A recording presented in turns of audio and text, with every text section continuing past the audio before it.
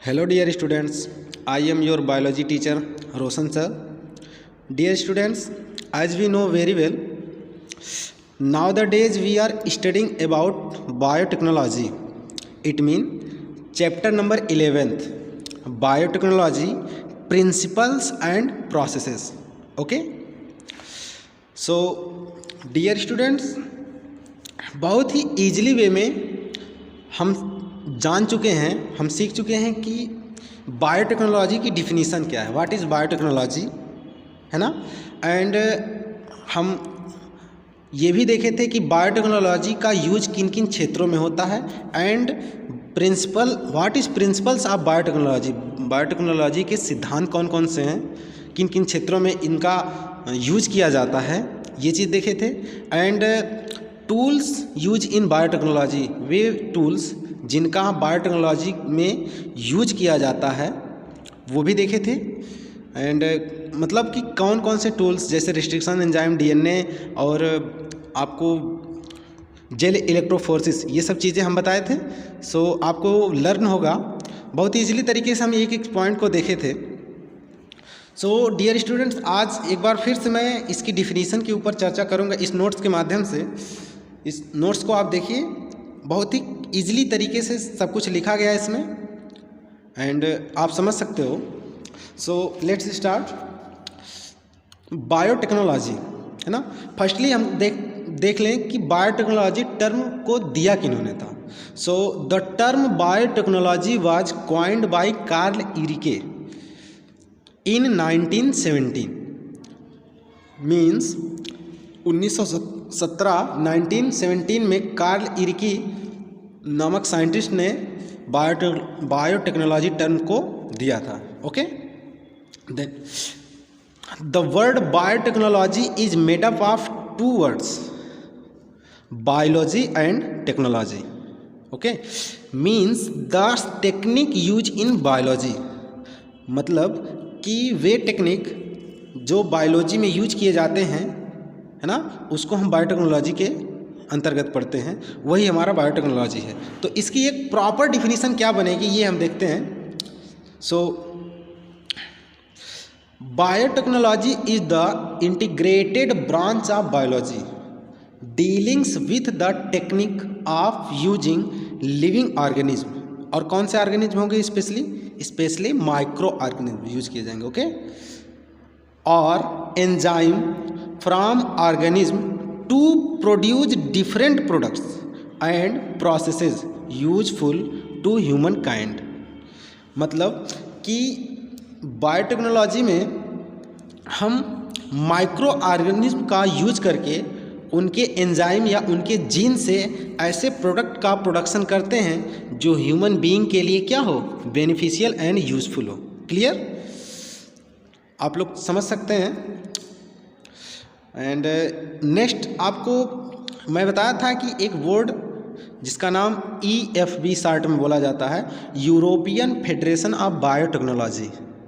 Okay, तो EFB भी अपनी एक डिफिनीसन दिया है। According to EFB, the integration of natural science and organism, cell parts, thereof and molecular analogs for products and services. समझ रहे हैं? मतलब कि new products and new services, नए उत्पाद और नए सेवाओं के लिए प्रोडक्शन किया जाता है।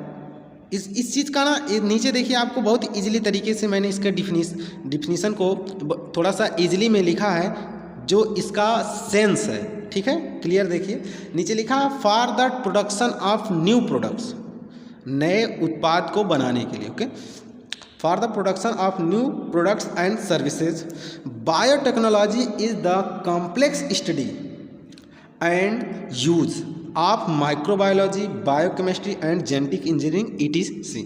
मतलब माइक्रोबायोलॉजी, जेनेटिक इंजीनियरिंग, बायोकेमिस्ट्री, इन सब का एक सघन, एकात्मक सघन अध्ययन, है ना, कॉम्प्लेक्स स्टडी एंड यूज ही क्या है, बायोटेक्नोलॉजी है। क्लियर। एंड इसका एग्जांपल आप देख लीजिए, लिखा in vitro fertilisation, dear students, आप लोग जान रहे होंगे कि in vitro and in vivo fertilisation क्या है। मतलब यदि हम एक्सपेरिमेंट कोई करते हैं, कोई एक्सपेरिमेंट अगर वो नेचुरल प्लेस पे है अपने, ठीक है, जैसे फॉर एग्जांपल आप ये ले लीजिए कि फर्टिलाइजेशन अगर नेचुरल प्लेस पे, तो नेचुरल प्लेस पे कहाँ पे होगा? माँ के गर्भ में हो सकता है। माँ के गर्भ में कहाँ पे होगा?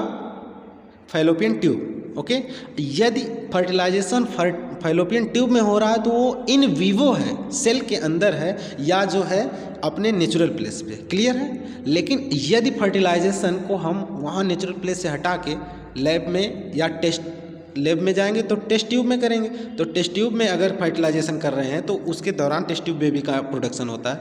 तो अगर इस प्रकार का फर्टिलाइजेशन है तो इसको हम बोलेंगे इन विट्रो। तो आप समझ गए होंगे in vitro and in vivo fertilisation क्या है। इन विवो फर्टिलाइजेशन नेचुरल है, लेकिन इन विट्रो क्या है?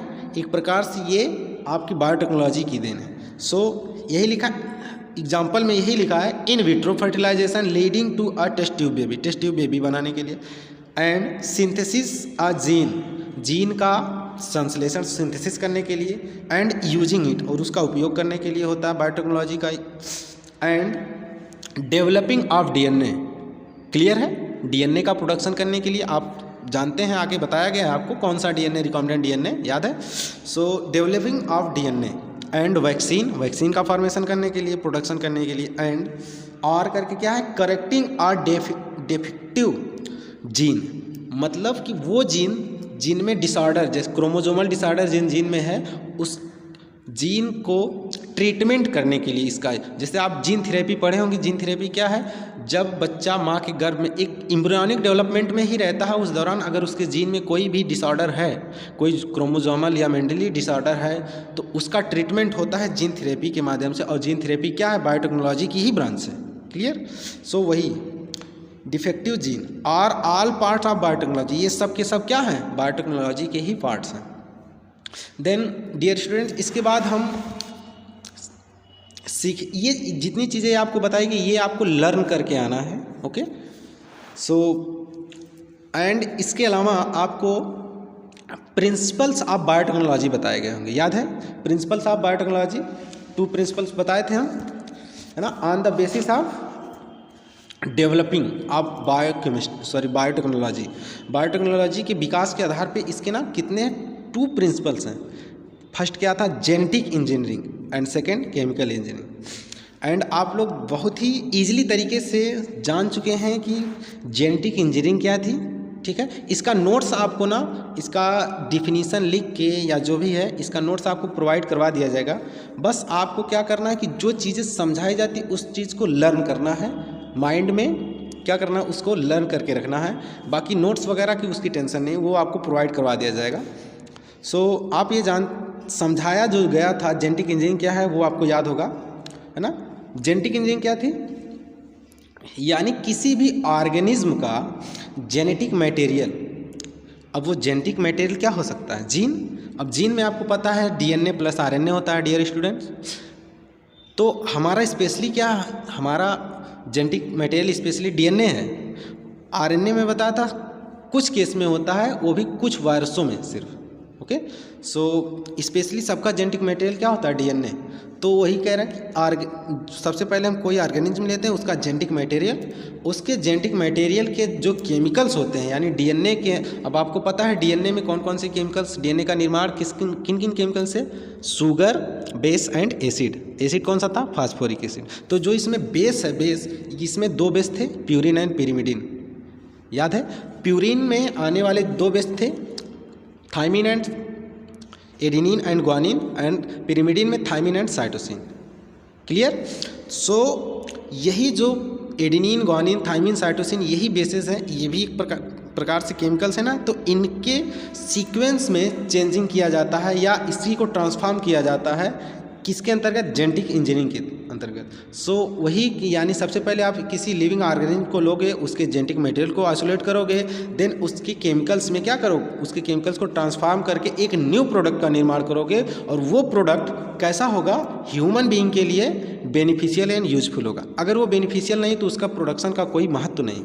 सो वह प्रोडक्ट जो ह्यूमन बीइंग के लिए क्या हो, बेनिफिशियल एंड यूजफुल हो।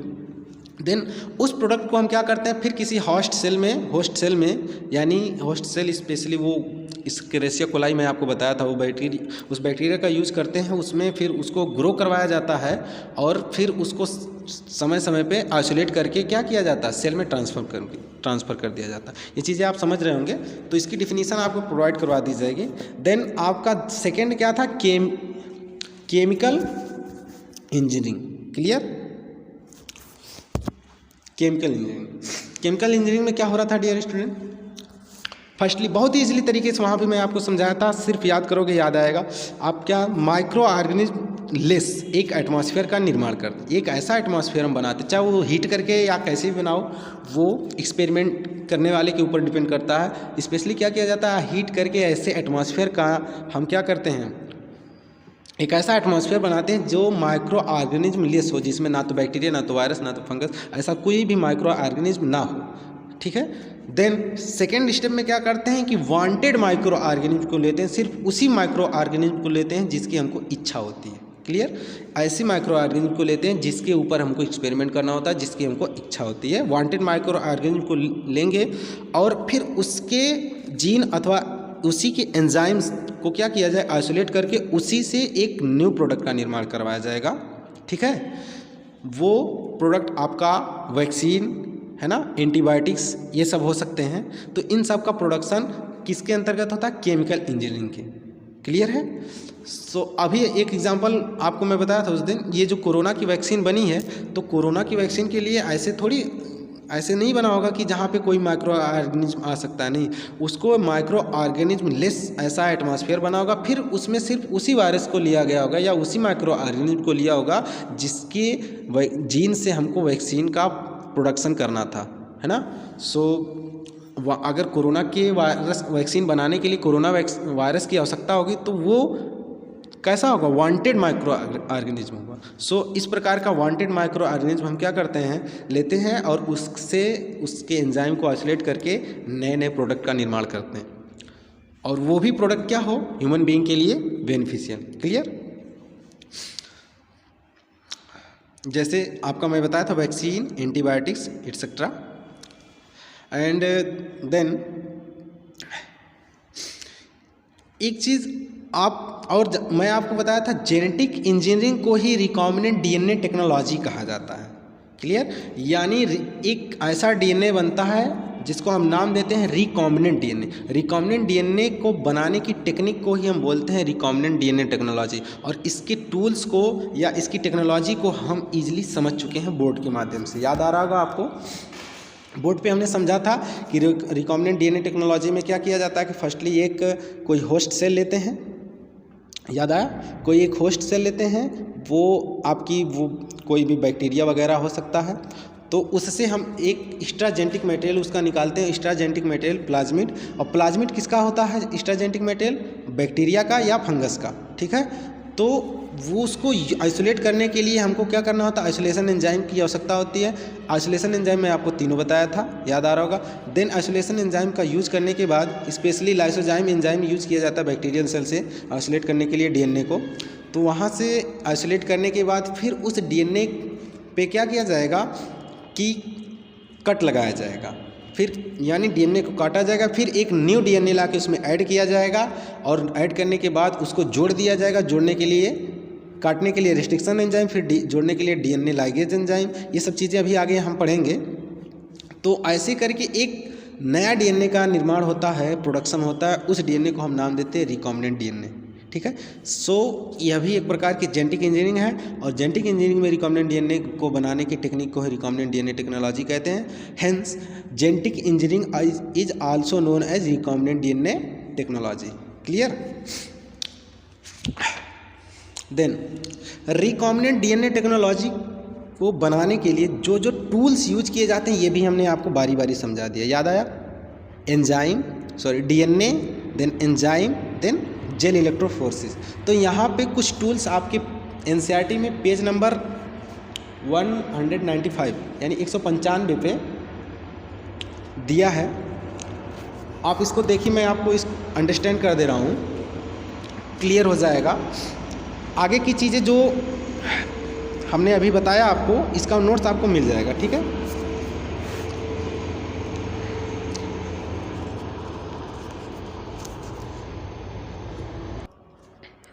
ओके, सो डियर स्टूडेंट्स, आपके एनसीईआरटी में पेज नंबर 195 पे दिया है tools of recombinant DNA technology. Means way tools, way component जो यूज किए जाते हैं क्या करने के लिए, रिकॉम्बिनेंट डीएनए को बनाने के लिए। रिकॉम्बिनेंट डीएनए टेक्नोलॉजी में यूज जो किए जाते हैं, उन टूल्स के बारे में हमको जानना है। तो इसके बारे में आपको बताया था। खैर आपके एनसीईआरटी में बहुत शार्ट में और एक ही में मिला जुला के सब दे दिया है, तो इसको हम लाइन टू लाइन देख लेते हैं, ठीक है। So let's start. लिखा है, now we know from the foregoing discussion that genetic engineering और recombinant DNA technology can be accomplished only if we have the key tools. कहने का मतलब कि पहले हम डिस्कस कर चुके हैं, पीछे हम डिस्कस कर चुके हैं कि डीएनए, रिकॉम्बिनेंट डीएनए है क्या, जेनेटिक इंजीनियरिंग है क्या, और जेनेटिक इंजीनियरिंग संभव किस वजह से हो सकती है, जब तक की टूल्स नहीं रहेगा। तो इसी की टूल्स के बारे में हमको पढ़ना है कि कौन कौन से की टूल्स यूज किए जाते हैं जेनेटिक इंजीनियरिंग में। तो इसमें देखिए फर्स्ट आपका दिया है रेस्ट्रिक्शन एंजाइम। क्लियर, याद आया होगा। रेस्ट्रिक्शन एंजाइम हमने 3 बताया था, exonuclease, endonuclease and restriction endonuclease, है ना। यहाँ पे सिर्फ 2 मिलेगा। खैर अभी मैं बताऊंगा आगे। आप सिर्फ देखिए पहला क्या है, रेस्ट्रिक्शन एंजाइम। सेकेंड है polymerase. I think dear student DNA polymerase enzyme के बारे में नहीं बताया गया होगा, लेकिन ये आपको जब आपको प्रोटीन संश्लेषण प्रोटीन संश्लेषण के समय जब वो आपको बताया गया रहा होगा, ट्रांसलेशन या ट्रांसक्रिप्शन, उस दौरान जब डीएनए स्ट्रेन दोनों अलग हो रहे थे, तो बीच में बेस पेयर को कट लगाने का काम डीएनए पॉलीमरेज एंजाइम कर रहा था। Okay, so DNA polymerase enzyme का यूज क्या होता है, जो बेस पेयर होते हैं इसके बीच का जो हाइड्रोजन बॉन्डिंग होता है ना, इसको तोड़ने का काम होता है। ओके, देन थर्ड है लाइगेज। लाइगेज लर्न होगा आपको। Ligase enzyme is use for to joining the DNA sequence. DNA sequence, 2 कटे हुए डीएनए सीक्वेंस को क्या करने के लिए, ज्वाइन करने के लिए यूज किए जाते हैं DNA ligase enzyme. Next vector. Vector आप जानते हैं, जैसे यहाँ पे हमने एक वेक्टर के रूप में क्या लिया था, एस्केरिया कोलाई, है ना, जिसको हम होस्ट सेल भी बोल रहे हैं। ओके, देन नेक्स्ट क्या है, एंड द होस्ट ऑर्गेनिज्म। उसी को पहले आप क्या कर रहे हो, सॉरी वेक्टर डीएनए को कह रहे हो, वेक्टर डीएनए क्या है, जो होस्ट सेल से निकाला हुआ डीएनए है, उसी को हम कह रहे हैं वेक्टर डीएनए। इसी को हम प्लाज्मिड डीएनए भी नाम देते हैं। होस्ट सेल में जब तक है वो अभी प्लाज्मिड डीएनए है, जब उसका रिकॉम्बिनेंट डीएनए में यूज किया जाने लग जाता है तो देन उसका नाम हो जाता है वेक्टर डीएनए। ओके, देन एक होस्ट सेल, वो होस्ट सेल जहाँ से प्लाज्मिड डीएनए को आइसोलेट किया जाता है। इतनी चीज़ों की आवश्यकता होती है रिकॉम्बिनेंट डीएनए टेक्नोलॉजी में, अकॉर्डिंग टू योर एनसीईआरटी। फिर क्या, let us try to understand some of these in detail. इसमें से कुछ को एकदम डीपली में समझते हैं, कहने का मतलब ये। चलिए फर्स्ट देखते हैं restriction enzyme. What is restriction enzyme, समझ गए होंगे आप लोग। रेस्ट्रिक्शन का मतलब ही होता है किसी चीज़ को 2 भाग में या अधिक भाग में तोड़ देना, विदलित कर देना, रेस्ट्रिक्ट कर देना, है ना। तो रेस्ट्रिक्शन एंजाइम का काम ही होता है डीएनए खंड को ना तोड़ना, काटना। ओके, आइए इसके बारे में पढ़ते हैं, क्लियर हो जाएगा। कह रहा, in the year 1963 the 2 enzyme responsible for restricting the growth of bacteriophage in एस्केरिया coli were isolated. कह रहा है कि 1963 में 2 एंजाइम क्या कर रहे थे, बैक्टीरियोफेज की ग्रोथ को रोक रहे थे। कहाँ पे, किसके अंदर, एस्केरिया कोलाई। आपको पता है बैक्टीरियोफेज क्या है, bacteriophage is a virus. Virus है जो क्या करता है, बैक्टीरिया को फीड करता है, बैक्टीरिया के ऊपर भक्षण करता है, इसलिए इस फीड मतलब फेज का मतलब फीड से, तो ये क्या करता है, बैक्टीरिया को फीड करता है, इसलिए इसका नाम पड़ा है बैक्टीरियोफेज, है ना। सो बैक्टीरियोफेज वायरस की जो ग्रोथ थी। ओके स्टूडेंट, सो कहाँ थे हम लोग, हाँ बैक्टीरियोफेज। बैक्टीरियोफेज समझ गए कौन सा वायरस है जो बैक्टीरिया के ऊपर फीड करता है। सो इसकी जो ग्रोथ थी ये इस्क्रेसिया कोलाई में क्या हो गई, रुक गई, है ना, रेस्ट्रिक्ट हो गई। तो कह रहा है कि in the year 1963 the two enzyme responsible, जो इसकी ग्रोथ रुकी वो किसकी वजह से, दो एंजाइम इसके लिए रिस्पॉन्सिबल थे। कौन थे, आगे देखना है इसका। कह रहा अच्छा, इस एंजाइम को फिर क्या किया गया, 1963 में ही आइसोलेट किया गया, इसलिए लिखा वर आइसोलेटेड। ओके, कह रहा वन ऑफ एडेड, जिस दो थी जिसमें से एक क्या कर रही थी, one of these added methyl group, एक क्या कर रही थी, मिथाइल ग्रुप को ऐड कर ले रही थी, यानी मिथाइल ग्रुप से क्या कर रहे थे, जुड़ जा रहे थे। ओके, टू डीएनए के क्या हो रहा, मिथाइल ग्रुप से जुड़ जा रही थी। एंड वाइल मतलब जबकि द अदर कट डीएनए, दूसरे क्या कर रही थी, पहली एंजाइम क्या कर रही थी कि वो मिथाइल डीएनए के मिथाइल ग्रुप से जाके बाइंड हो जा रही थी। एंड सेकेंड वाली क्या कर रही थी, डीएनए को रेस्ट्रिक्ट कर दे रही थी, मतलब डीएनए खंड को कट लगा देती थी, काट दे रही थी। Okay, the latter was called restriction endonuclease, इसी एंजाइम को बाद में क्या नाम दिया गया बाबू, restriction endonuclease. Clear. And next paragraph में देखते हैं, the first restriction endonuclease Hind second, जो पहली बार आइसोलेट किया गया था रेस्ट्रिक्शन इंडोन्यूक्लियेज, उसका नाम क्या था, Hind second. Okay, whose functioning depending upon the specific DNA nucleotide sequence was isolated and characterised 5 year later, मतलब कि जो पहली रेस्ट्रिक्शन इंडोन्यूक्लियेज एंजाइम की खोज की गई थी वो कौन सी थी, हिंड सेकेंड, इसका नाम क्या था, हिंड सेकेंड। कह रहा whose functioning depended on the specific DNA nucleotide, जिसका फंक्शन किसके ऊपर डिपेंड कर रहा था, डीएनए के ऊपर, डीएनए के स्ट्रैंड में लगे जो न्यूक्लियोटाइड थे, है ना, इसके लगे होने के क्रम के ऊपर, सीक्वेंस पे ही डिपेंड कर रहा था कि ये कैसे काम करेगी, कि कौन, हिंड सेकेंड। और यह क्या थी, एक प्रकार की रेस्ट्रिक्शन इंडोन्यूक्लियेज एंजाइम थी। ओके, कह रहा was isolated and characterised 5 year later, 5 साल के बाद इसको आइसोलेट, अब 5 साल बाद किसके, 1963 यानी 1963 में सबसे पहले इसको क्या किया गया था, देखा गया था कि ये क्या कर रही थी, बैक्टीरियोफेज के ग्रोथ को रोक रही थी इस्क्रेसिया कोलाई में। इसी को फिर 5 साल के बाद क्या किया गया, इसके बारे में हमने जाना। ओके, और इसको आइसोलेट किया, और वही चीज़ लिखा है, then it was found that Hind second always cut DNA molecules at the particular point by recognising a specific sequence of 6 base pair. कह रहा है कि यह एंजाइम एक स्पेसिफिक सीक्वेंस पे जाके कट लगा रही थी, और वो क्या कैसे थे सीक्वेंस, 6 बेस पेयर के एक स्पेशल सीक्वेंस थे, और वो कौन थे मैं आपको बता रहा हूँ, ध्यान से सुनिए, वो थे GAATTC, guanine, adenine, thymine, cytosine. समझ रहे हैं। अच्छा, एक चीज़ ध्यान से सुनिए, देखिए ये जो है, अगर ये डीएनए के एक स्ट्रैंड पे लगा है या बेस, तो दूसरे स्ट्रैंड में इसका अपोजिट लगा होगा, ग्वानिन का साइटोसिन हो जाएगा, एडेनिन का थाइमिन हो जाएगा। इसी प्रकार से जब टोटल को मिलाओगे तो यह एक प्रकार से पैलिंड्रोम सीक्वेंस में भी है, ये न्यूक्लियोटाइड जो लगे हैं, ये बेस पेयर, ये पैलिंड्रोम सीक्वेंस में है ना, आप देख सकते हैं।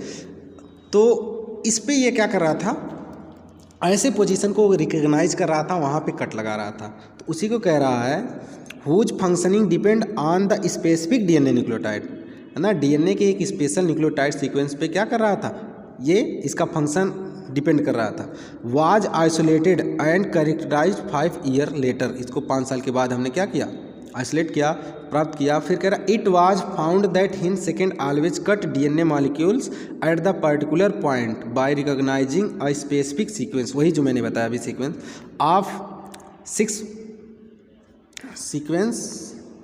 ऑफ 6 बेस पेयर्स, ये 6 हैं, और इसका जो पेयर होगा अपोजिट होगा, ग्वानिन का एडेनिन होगा, तो टोटल उसी को कह रहा है 6 बेस पेयर। समझ रहे हैं आप लोग? कह रहा है this specific base sequence is known as recognising sequence. इसी को हमने एक नाम दिया क्या, रिकॉग्निशन सीक्वेंस। क्यों?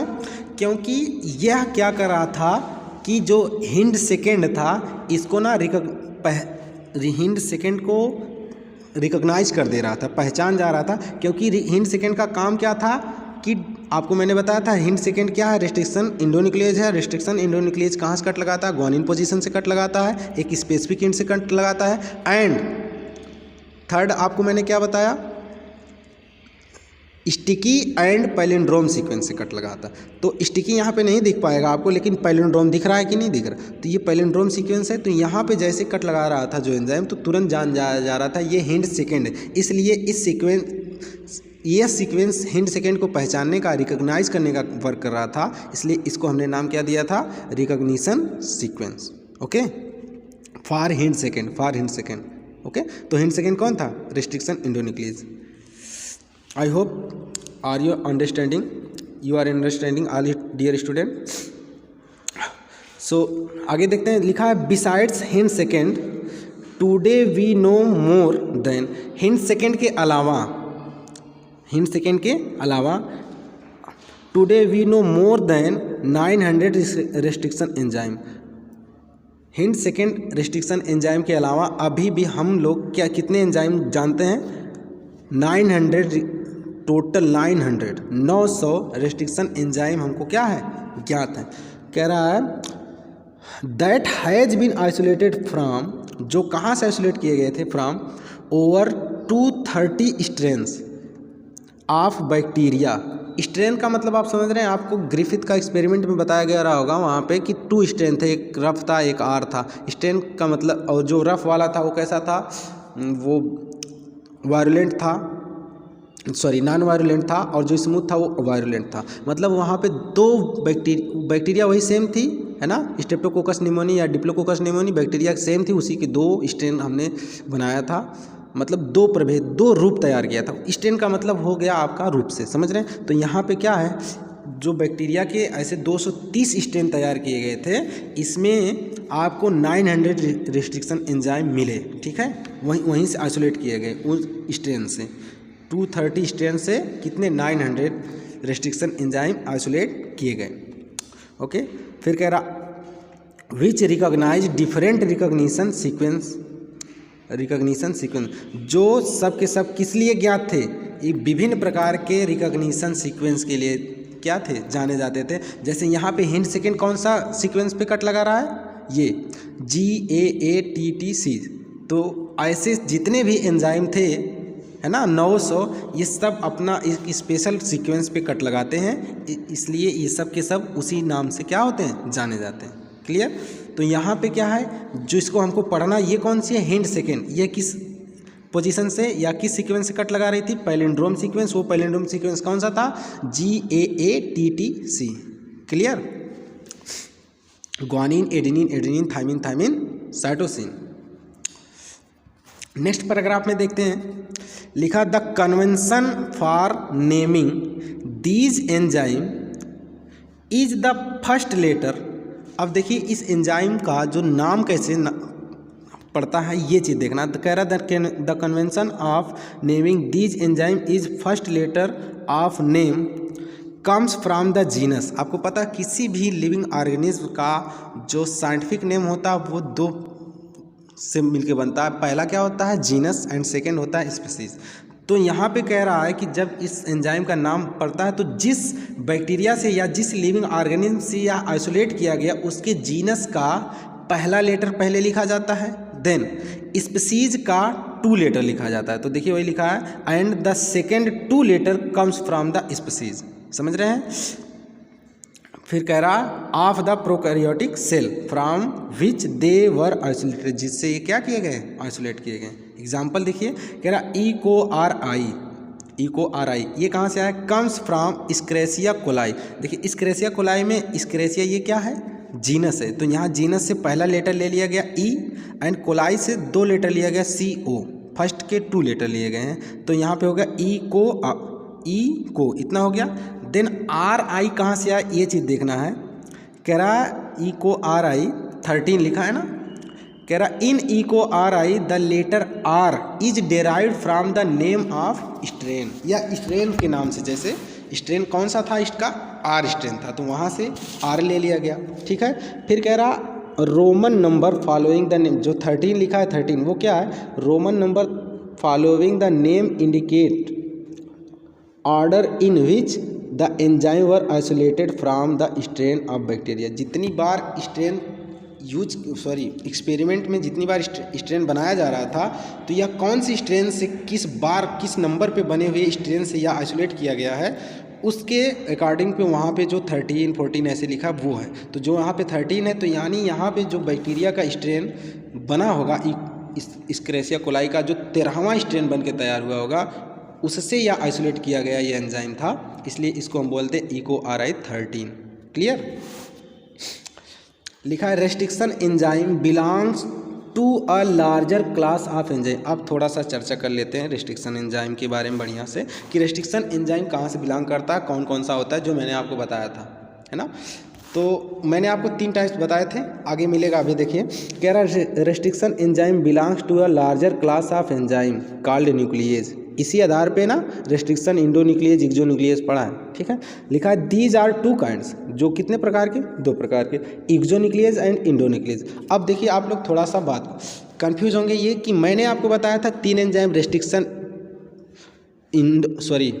एक्सोन्यूक्लियेज, इंडोन्यूक्लियेज, रेस्ट्रिक्शन इंडोन्यूक्लियेज। आपके एनसीईआरटी में सिर्फ 2 टाइप्स के एंजाइम रेस्ट्रिक्शन एंजाइम दिया है, एक्सोन्यूक्लियेज एंड इंडोन्यूक्लियेज।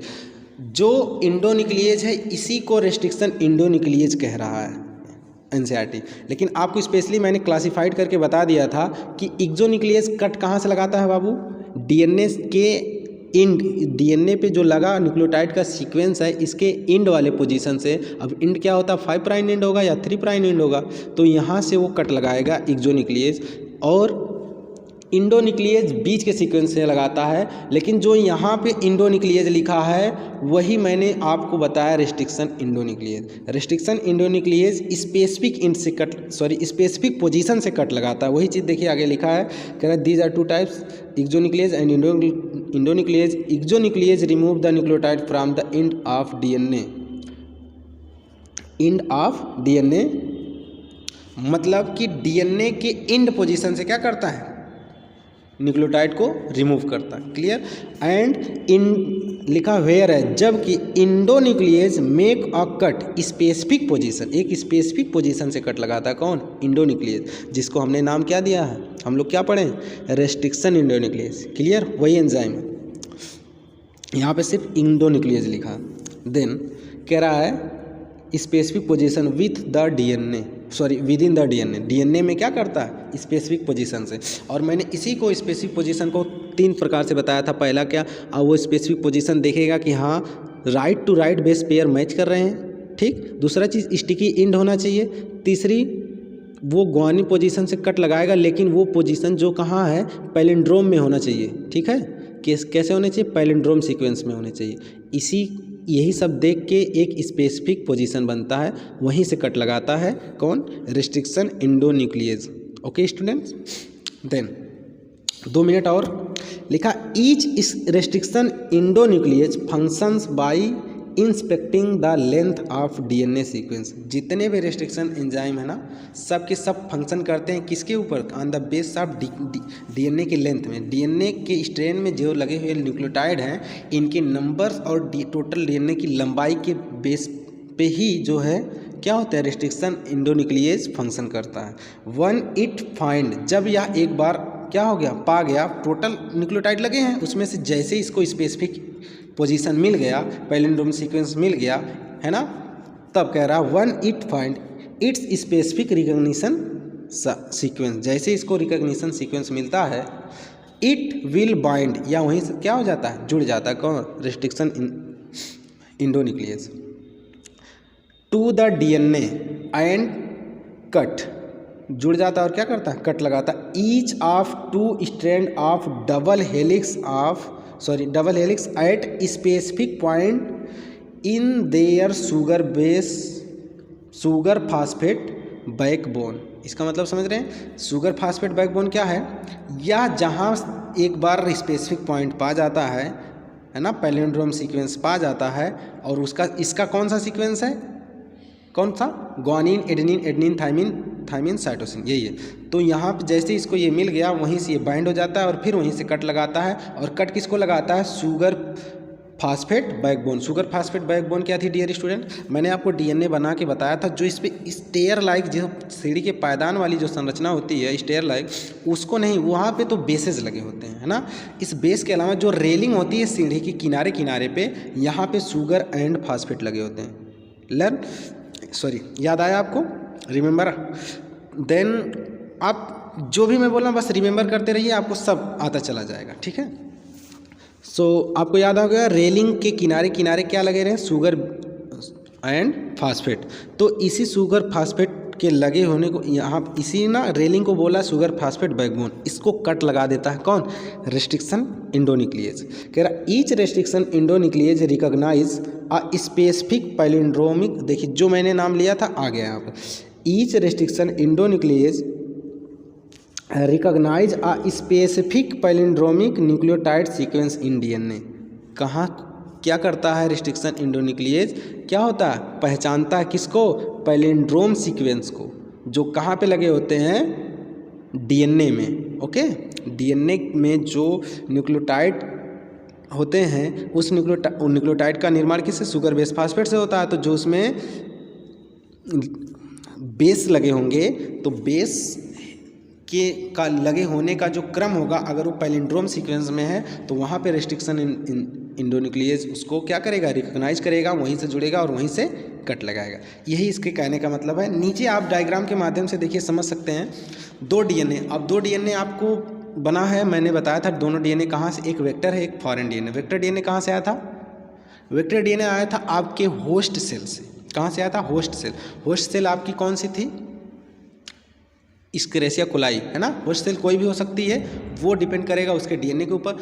आप यहाँ पे लिए कौन से थे, प्लाज्मिड डीएनए लिए थे। तो प्लाज्मिड डीएनए किसका होता है, या तो बैक्टीरिया का होगा या तो फंगस का होगा।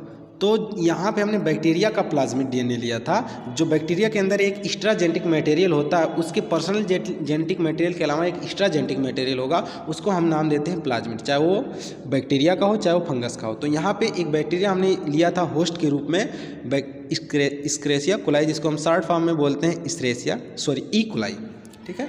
तो इसका एक्स्ट्रा जेनेटिक मटेरियल हम लेते हैं प्लाज्मिड, और जब इसमें क्या करते हैं, जेनेटिक इंजीनियरिंग के दौरान इस पे एक्सपेरिमेंट किया जाता है एज अ वेक्टर, देन इसका नाम पड़ जाता है वेक्टर डीएनए। ओके, तो यहाँ पे एक वेक्टर डीएनए, दूसरा फॉरेन डीएनए। फॉरेन डीएनए क्या है, जो जिसका कैरेक्टर हमको ग्रो करवाना होता है, जो बाहर से हम लेते हैं, जिसका कैरेक्टर हमको क्या करवाना होता है, डीएनए में ऐड करवाना होता है, उसको हम नाम देते हैं फॉरेन डीएनए। तो दोनों डीएनए का कलर देखिए अलग अलग करके बनाया है।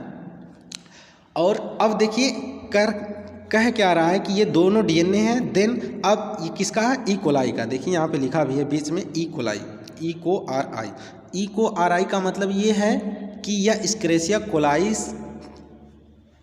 से आइसोलेट किया गया रेस्ट्रिक्शन इंडोन्यूक्लियेज है। क्लियर। तो ई को आर आई रेस्ट्रिक्शन इंडोन्यूक्लियेज यहाँ पे काम करेगा। वो क्या करेगा कि देखिए फर्स्ट आपका एक स्पेसिफिक पोजीशन पहचानेगा, सीक्वेंस पहचानेगा। वह स्पेसिफिक पोजीशन क्या हो सकता है, पहला तो आपका स्टिकी होना चाहिए, पहला तो आपका ये होना चाहिए कि वो पैलिंड्रोम सीक्वेंस में होना चाहिए। क्लियर। देन दूसरा क्या, स्टिकी पोजीशन से काटेगा, मतलब स्टिकी का मतलब एक ऐसा चिपचिपा छोर जो जाके राइट टू राइट फिट हो जाए, बाइंड हो जाए, है ना। तो इसी को कह रहा है स्टिकी पोजीशन। तो यहाँ पे देखिए ग्वानिन के जस्ट बाद से कट लगाया है, यहाँ पे दोनों साइड में, इधर बस एक को क्या कर दिया, स्टिकी बनाने के लिए एक को अपर साइड से काट दिया डीएनए के ऊपर वाली स्ट्रेन को, और दूसरे वाले को फॉरेन डीएनए को नीचे लोअर वाले स्ट्रेन से कट कर दिया। दोनों को इस प्रकार से काटा है कि एक सांचे नुमा बन जाए, जो जाके एक स्टिकी पोजीशन, मतलब एक चिपचिपा छोर के रूप में क्या हो जाए, जाके चिपक जाए और जुड़ जाए। डीएनए के जो बेस पेयर हैं हाइड्रोजन बॉन्डिंग के द्वारा एक दूसरे से जुड़ जाए। तो जैसे ही इसको काटने का काम कौन किया था, रेस्ट्रिक्शन इंडोन्यूक्लियेज। ओके, अब और रेस्ट्रिक्शन इंडोन्यूक्लियेज कौन सी थी बच्चा, Eco R one. Clear. Eco R1। Then next step में क्या किया जाएगा, अब इसको काट तो दिया गया, अब जोड़ा भी जाएगा। तो जोड़ने के लिए आपको याद होगा मैंने कौन सी एंजाइम बताए थे, DNA लाइगेज। Very good. अब इस दोनों DNA सीक्वेंस को आपस मिलाया जाएगा और DNA लाइगेज की हेल्प से क्या कर दिया जाएगा, दोनों को आपस में बाइंड कर दिया जाएगा। और जैसे ये बाइंड कर दिया गया, अब जो ये DNA बन के तैयार हुआ, जिस DNA का हमने प्रोडक्शन किया, इसको नाम देते हैं हम रिकॉम्बिनेंट DNA। क्या, रिकॉम्बिनेंट DNA। तो ये इसी रिकॉम्बिनेंट DNA को बनाने की जो टेक्नोलॉजी होती है, इसी को बोलते हैं recombinant DNA technology. I hope कि आप लोगों को अच्छे से समझ में आया होगा। एंड डियर स्टूडेंट, इसके अलावा जो कुछ चीज़ें आपको बहुत शॉर्ट में समझा दी गई, वो चीज़ आपको नोट्स में ही मिल जाएगा, ठीक है। एंड इसके अलावा आगे की चीज़ें, अभी बहुत सारी चीज़ें हमको पढ़ना है, तो बाकी चीज़ें नेक्स्ट डे देखेंगे। आपको जो बायोटेक्नोलॉजी के बारे में जो मैंने अभी एक पेज पे लिख के बताया है, वो आपको लर्न करना।